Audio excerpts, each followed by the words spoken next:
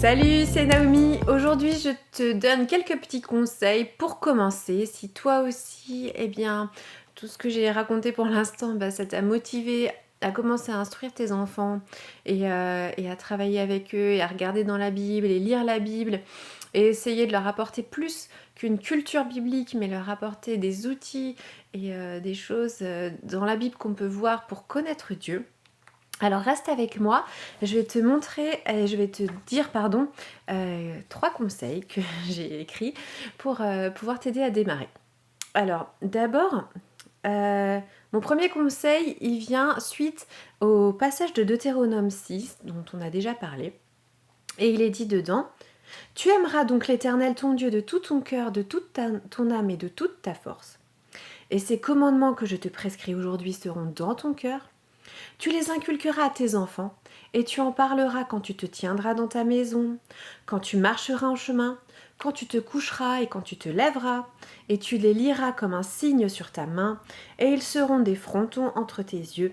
Tu les écriras aussi sur les poteaux de ta maison et sur tes portes. » Donc on voit qu'il y a vraiment une grande volonté de la part de Dieu de demander à ce qu'il y ait une transmission de ce que Dieu fait dans la vie.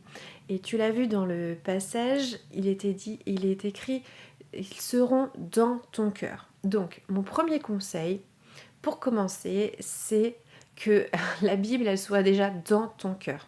En fait, pour dire vrai, ce que j'ai remarqué le plus souvent, c'est quand des parents, ils ont envie d'instruire leurs enfants, mais qui ne savent pas par où commencer, ou qui ne savent pas comment faire, et bien souvent, c'est que eux-mêmes, ils ne savent pas comment faire dans leur vie et qu'ils n'ont pas trop de temps avec Dieu, qu'ils ne connaissent pas trop la Bible, qu'ils ne la lisent presque jamais, ils prient pas non plus énormément.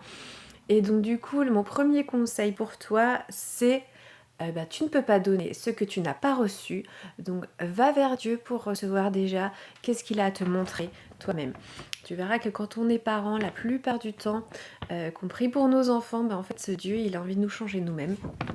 Et en tout cas, moi c'était comme ça.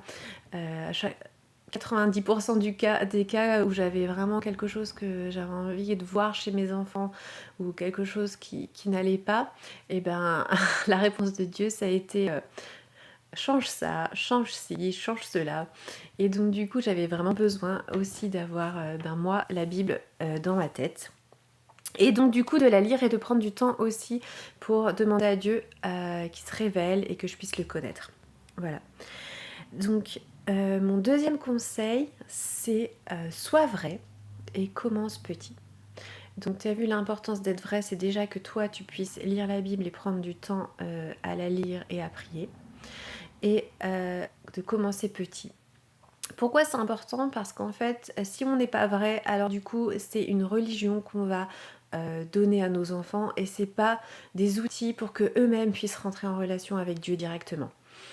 Et si on n'est pas vrai, les enfants sont pas dupes et ils vont voir que notre vie, elle ne correspond pas à ce qu'on dit.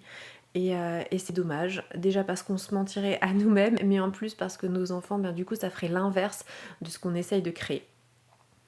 Et commence petit, c'est-à-dire toi-même, dans ta vie, dans ce que tu vis, je sais pas, tu vis une difficulté particulière dans un domaine, prends un passage biblique qui te fait du bien, qui t'encourage ou qui t'aide à garder un cœur près de Dieu, un cœur qui a confiance en Dieu. Par exemple, si tu as peur, je sais pas, tu peux lire des passages et apprendre des passages qui t'encouragent à faire confiance à Dieu et à voir qu'il va te guider si tu lui confies ta vie. Et simplement parle-en à tes enfants, simplement parle-toi de ton témoignage à tes enfants. Alors elles sont pas obligées de connaître les petites lignes, mais dans les grandes, dans les moyennes lignes, tu peux leur dire ce que tu vis et tu seras un témoignage déjà vivant pour tes enfants.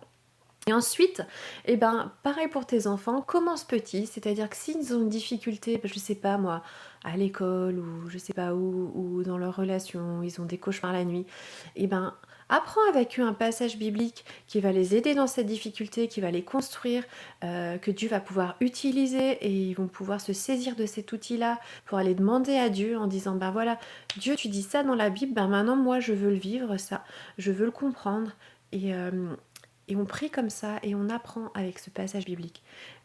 Tu ne peux pas donner ce que tu n'as pas reçu. Donc, reçois de Dieu, commence petit et partage ce que tu vis et outille tes enfants par simplement les situations qu'ils vivent tous les jours. Mon troisième conseil pour toi, c'est fais confiance à Dieu. Si c'est ton désir d'instruire tes enfants, sache que c'est vraiment le désir de Dieu, tu l'as vu dans le passage de Deutéronome 6. Et donc du coup, il va te guider, il va te diriger et il va t'apprendre de plus en plus pour toi tes enfants. L'objectif, c'est pas de faire exactement ce que par exemple moi je fais ou quelqu'un d'autre fait. L'objectif, c'est pour toi d'aller chercher vers Dieu et d'avoir confiance qu'il va te diriger toi pour tes enfants.